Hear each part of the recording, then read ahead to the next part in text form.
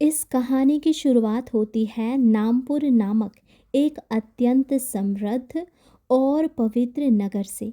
वहाँ के राजा थे काशी, जो अपनी न्यायप्रियता और प्रजा पालन के लिए प्रसिद्ध थे। उनकी अर्धांगिनी थी रानी केशनी। रानी केवल सुंदर ही नहीं, बल्कि साक्षात भक्ति और करुणा की मूर्ति थी। उन्होंने राजमहल के ऐशो आराम के बजाय प्रभु भक्ति और दीन दुखियों की सेवा को ही अपना धर्म माना था। राजा ने रानी की भक्ति के लिए महल से कुछ दूर एक विशेष रानी बाग बनवाया। वहाँ एक दिव्य सरोवर और शिवालय था, जहाँ रानी घंटों पूजा करती और मंदिर के द्वार पर बैठकर गरीबों को दान देती थी। राजा और रानी का प्रेम अटूट था। सब कुछ होते हुए भी राजा काशी के जीवन में एक गहरा शून्य था, एक गहरा दुख था। और वो दुख ये था कि उनके कोई संतान नहीं थी। राजा को डर था कि उनके बाद राज्य का क्या होगा। राज्य को एक उत्तराधिकारी तो चाहिए, वरना तो प्रजा अनाथ हो जाएगी। राजा के गुरुदेव ने राजा को समझाया कि धर्म की रक्षा और वंश चलाने के लिए उन्हें दूसरा विवाह करना चाहिए। राजा इसके लिए तैयार नहीं थे, क्योंकि वे रानी केशनी को अपने प्राणों से भी अधिक चाहते थे। परंतु जब रानी केशनी को यह पता चला तो उन्होंने अपने दुख को दबाकर राजा को दूसरे विवाह के लिए स्वयं मनाया। उन्होंने कहा, हे स्वामी, मेरा प्रेम आपके मार्ग की बाधा नहीं, बल्कि आपकी शक्ति बनना चाहता है। आपको हमारे और पूरे राज्य के हित के लिए विवाह करना ही होगा। फिर क्या था, राजा को रानी की बात माननी पड़ी। राजा ने दूसरा विवाह किया और छोटी रानी महल में आई। वह देखने में अत्यंत रूपवती थी और उसकी वाणी शहद जैसी मीठी थी, लेकिन उसका हृदय कपट से भरा हुआ था। वह अधिकारवादी, ईर्ष्यालु और सत्ता की लालची थी। उसे जल्द ही समझ आ गया कि राजा के मन में और प्रजा के हृदय में रानी केशनी का स्थान बहुत ऊंचा है। छोटी रानी के मन में यह डर बैठ गया कि यदि केशनी महल में रही तो राजा कभी पूरी तरह उसके वश में नहीं होंगे। उसने ठान लिया कि वह केशनी को राजा की नज़रों में गिराकर ही दम लेगी। छोटी रानी ने धीरे धीरे राजा को अपने मोहपाश में बांधना शुरू किया और केशनी के खिलाफ कान भरने लगी। उसने बहुत ही शातिर तरीके से रानी पर आरोप लगाने भी शुरू कर दिए। उसने राजा से कहा कि रानी केशनी जो रोज़ मंदिर और बाग में जाती है, वह भक्ति के लिए नहीं, बल्कि किसी और से मिलने के लिए जाती है। उसने रानी के सतीत्व पर सवाल उठाए। उसने राजा को डराया कि रानी केशनी ने उन पर काला जादू किया है, ताकि वे हमेशा उनके अधीन रहे और छोटी रानी को महत्व ना दे। उसने फैलाया कि केशनी बांझ निसंतान है और ऐसी महिला का साया राज्य और आने वाली संतान के लिए अशुभ है। अब इतना सब कुछ रोज रोज सुनकर किसका दिमाग नहीं घूमेगा। मोह और ईर्ष्या के वशीभूत होकर राजा काशी अपना विवेक खो बैठे। उन्होंने अपनी न्यायप्रियता को ताक पर रख दिया। राजा ने रानी केशनी से उनका पक्ष तक नहीं पूछा। उन्होंने छोटी रानी की बातों को ही सत्य मान लिया। राजा ने आदेश दिया कि रानी केशनी को तुरंत महल से निकाल दिया जाए और उन्हें जंगल में छोड़ दिया जाए। यह एक पतिव्रता स्त्री के लिए मृत्यु दंड से भी बढ़कर सजा थी।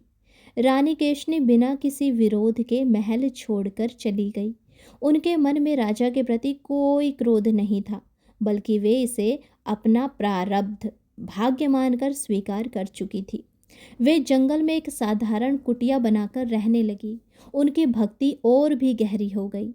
वहाँ उन्होंने शिव पुराण और भगवत गीता के उपदेशों को अपने जीवन का आधार बनाया। उन्होंने सीखा कि चिंता करने से कुछ नहीं बदलता, केवल कर्म और धर्म ही मनुष्य को बचाते हैं। अब समय बीतता गया। छोटी रानी पूरी तरह से निरंकुश हो गई थी। उसने राजा को अपने वश में कर लिया था और राज्य के कार्यों में हस्तक्षेप करने लगी थी।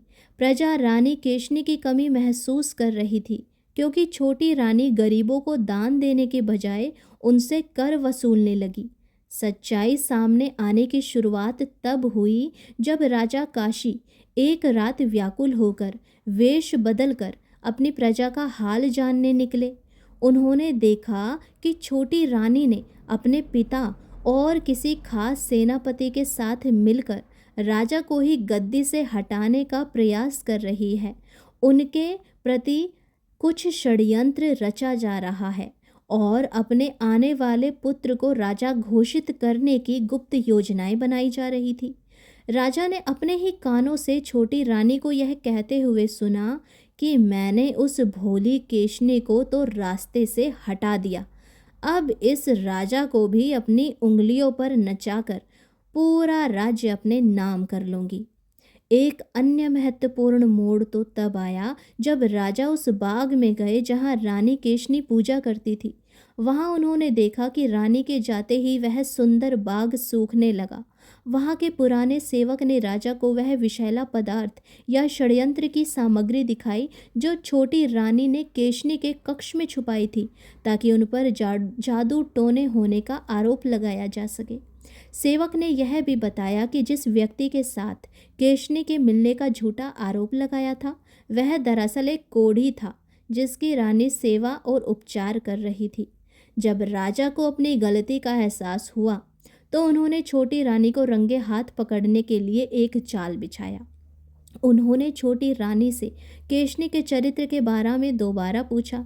छोटी रानी ने अहंकार में आकर फिर से झूठ बोला, लेकिन इस बार राजा के पास गवाह और सबूत दोनों थे। राजा ने जब छोटी रानी का असली चेहरा देखा तो उनका मोह भंग हो गया। उन्हें समझ आया कि जिसे वे सुंदरता समझ रहे थे वह केवल एक जहरीला मुखौटा था। राजा को याद आया कि केशनी ने बिना एक शब्द कहे अपमान सहा था, जबकि छोटी रानी ने हर कदम पर छल किया। यही वह क्षण था जब राजा काशी को अपनी मानसिक अंधता का बोध हुआ। उन्होंने तुरंत छोटी रानी को बंदी बनाने का दंड दे दिया और फिर अपनी गलती का पागलों की तरह अफसोस करते हुए नंगे पैर ही रानी केशनी को खोजने के लिए जंगल की ओर निकल पड़े। यह घटना हमें सिखाती है कि सत्य को दबाया जा सकता है, लेकिन मिटाया नहीं जा सकता। अधर्म चाहे कितना भी शक्तिशाली क्यों न लगे, उसका अंत एक छोटे से झूठ को पकड़ने जाने से ही शुरू हो जाता है। उसके बाद क्या था? राजा को रानी केशनी मिली और फिर से उन दोनों का पुनर्मिलन हुआ और दोनों ने फिर से अपना राजपाट संभाला। रानी केशनी और राजा के मिलन के उस भावुक दृश्य का वर्णन तो अद्भुत ही था। दोनों ने खूब उत्सव मनाए। राजा को अपनी गलती का एहसास हुआ और दोनों के कारण फिर से प्रजा में एक खुशी की लहर दौड़ उठी। इसीलिए हमें सदैव सत्य का मार्ग चुनना चाहिए। छल कपट और दिखावा, ईर्ष्या करना ये हमारे धर्म में नहीं है। अर्थात हमें इनसे बचना चाहिए। जितना हो सके दूसरों को सुख सुविधा पहुंचानी चाहिए, ना कि कुछ ऐसा कर्म करना चाहिए जिससे किसी और के मन को ठेस पहुंचे। मेरा आप सभी से निवेदन है, यदि आज की तारीख में आपसे किसी के मन को ठेस पहुंची तो उससे माफ़ी मांगे और फिर देखिए उस आनंद की अनुभूति क्या होती है। अगर वीडियो अच्छी लगी हो तो चैनल को सब्सक्राइब करें, वीडियो को लाइक करें और ऐसे ही कथाएं सुनने के लिए हमारे चैनल से जुड़े रहिए। राधे राधे, हरे कृष्णा।